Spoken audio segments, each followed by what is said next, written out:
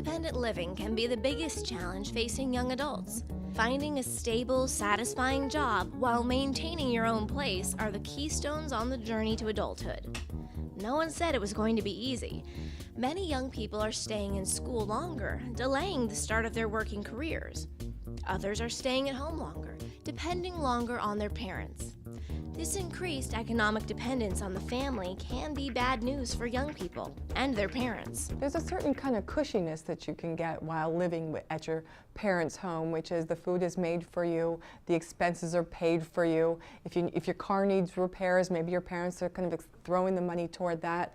Now, you can get very, very accustomed to that kind of lifestyle. We're seeing a lot more immobility in terms of decision making, and a lot more parental coffers being open to support, the children beyond college and give them plenty of time to make a decision. Maybe your mom and dad occasionally say, so did you send out any resumes today, or have you been looking? But it doesn't go much further than that, because often parents like having their children around. Parents that aren't accommodating or that do start charging rent, those students usually get out fairly quickly. In order to become an independent adult, you have to break the financial ties that bind you to your parents. The two chief goals you need to accomplish are getting a job and getting your own place. It's a little frightening when you first start out, but it's an exciting process as well. I don't know of anyone who leaves home who doesn't have some fear, some anxiety about how they're going to cope. That the challenges of living in this world are very complex socially, interacting with other people, renting an apartment, understanding a lease, getting along with roommates, applying for a job, they're all challenges. I think definitely kids are delaying this kind of sense of independence and really relying on what your parents or what your family can do for you, instead of sort of jumping into it with both feet and saying, here I am, world, I'm going to take control. I'm going to get a job and I'm going to make my own way in life. Most of the students that I know, they live at home right now while they're going to school, and then as they're getting into the working world, they may still be living at home for a little while until they get themselves settled. They've been able to save up some money. Their families don't want to just throw them out there to the wolves. In the beginning, I might want to live with my parents and just adjust to, being out of college and having to look for a job. I think a lot of my friends have been very fortunate. They found good jobs out of school, and they've been able to save some money, and I've had a couple friends get married already. So overall, everyone seems to be doing pretty well. But there are people who, like myself, have come and lived at home for a little bit just to get a little better footing before they go out and find their own place or get a full-time job. So it's certainly pretty normal, it seems, for people out of college to live at home for short periods of time. The people I know are pretty motivated.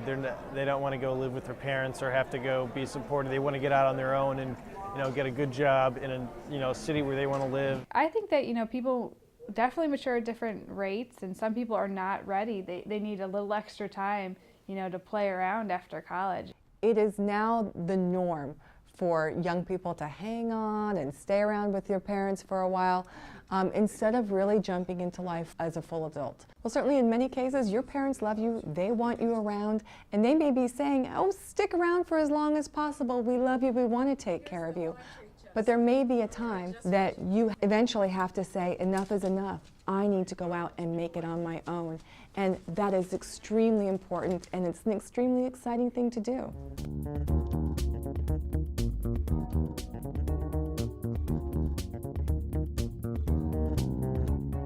I think it's something that varies from person to person, and it really depends more on experience and the kind of person you are instead of your age.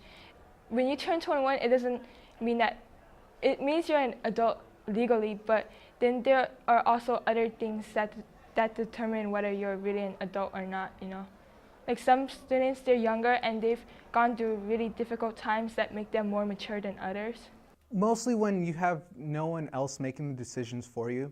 Well, to be my own person, I think I'd want complete financial stability on my own without having to rely on my parents. For me, it's really about getting a job that I really care about, I feel is a career, and having a place to call my own. I think being an adult means I have a family, and I can afford to take care of the family and have a steady job. There is a moment when you are no longer in school, your parents are no longer telling you what to do, it's sort of an amazing moment where you could go live in any city you wanted to. You could probably take any sort of job you want. You're totally free.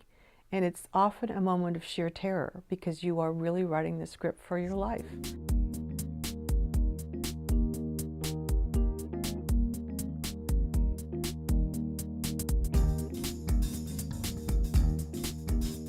The first chapter you write in that script for your life often involves getting your own place. It's only by having your own place that you can start being an independent adult. When you look to rent your first place, you have a lot of decisions to make. What can I afford? How much is the first month's rent? Do I need roommates? All these decisions are up to you.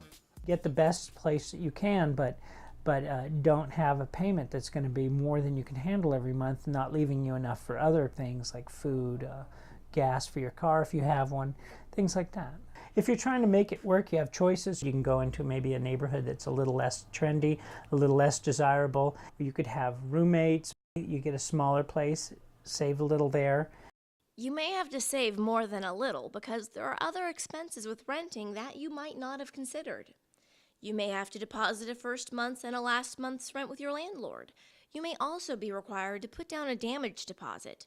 You might consider renter's insurance. Plus, you have a whole list of utilities, and they may also require a deposit. This can lead to a long list of expenses all at once. Well, once you move in, you're going to want to have your electricity turned on, or your water and your garbage, and you might even have to pay for cable TV. If you want that, you've got to call the phone company. They're going to want a deposit. All these things add up to an expense that you might not take into consideration. Another thing you might not have taken into consideration is that for possibly the first time in your life, you're going to have to sign a contract. One of the biggest fears landlords have renting to young people is that they're not used to paying rent, and they're just not going to come up with the rent. If you sign any kind of lease, that is a binding agreement. You're really making a commitment to do something. Not only will a rental agreement probably lock you into a set price and a set time period, it may also lock you into other commitments as well. It's really important to read everything you sign because there might be something in there. If the lease says, for example, hey, no dogs are allowed, and you have a dog, I mean, you need to pay attention to the details.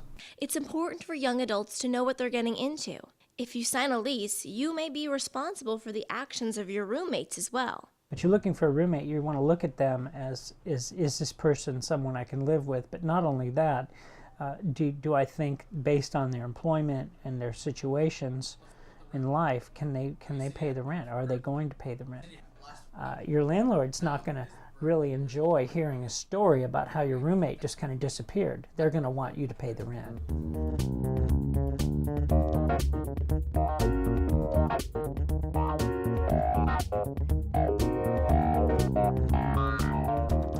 Buying your own home has sometimes been called the Great American Dream. It's an example of what you can accomplish when you plan and save for your future. You've heard it said before, the sooner you start, the better.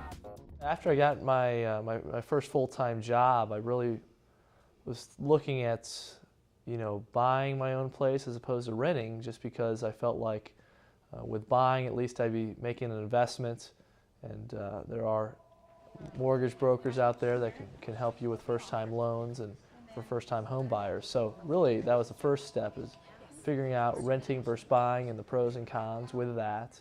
And then once I went into knowing that I wanted to buy, I went about finding a real estate agent and went through that process.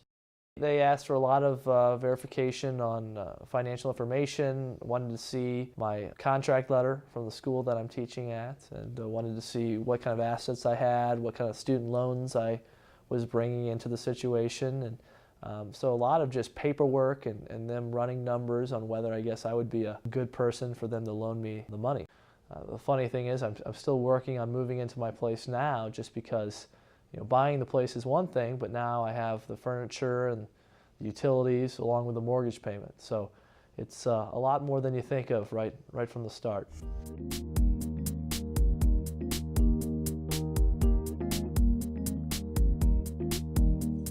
Now that you have your own place, it's time to develop some basic skills that will help you enjoy your new life.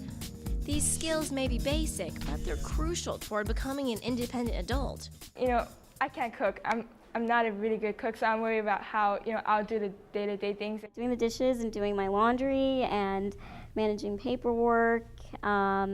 It was all stuff I had to, I had some idea seeing my parents do it, but, you know, I had to learn ways to do it on my own. If you're leaving home and you don't know how to do laundry, just basic laundry, or cook a basic pasta meal, or set a table, or clean a bathroom, you're missing something.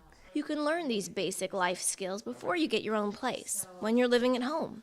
Just ask your parents to show you how.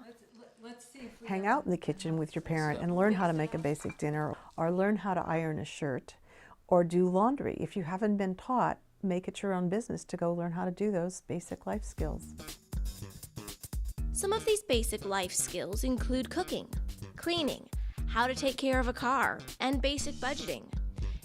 It makes sense to know these things before you go off on your own, because it'll make your new life a lot easier. You can start learning those things on your own, in your own home, when you're still living with your parents.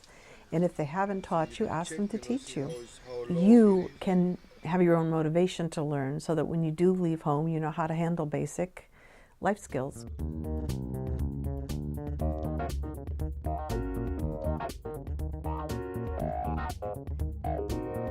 All rise.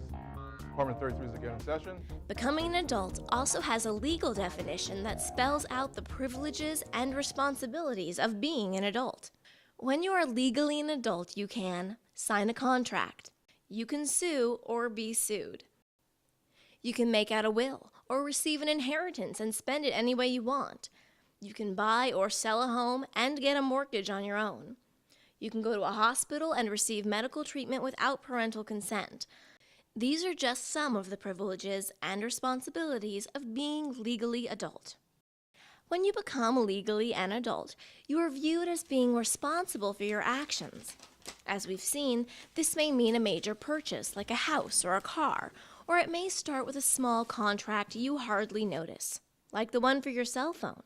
You think it's going to be a great deal, so you sign a contract and something happens, you can't afford it, you can't get out of that contract. A contract is a contract, and ending it is far more difficult than most people realize. So that's sort of an unpleasant surprise for most people to realize. Beyond legal contracts, there are all sorts of responsibilities you'll need to assume as an independent adult that are crucial to your well-being. Car insurance, health insurance, paying your taxes and other bills in a timely manner.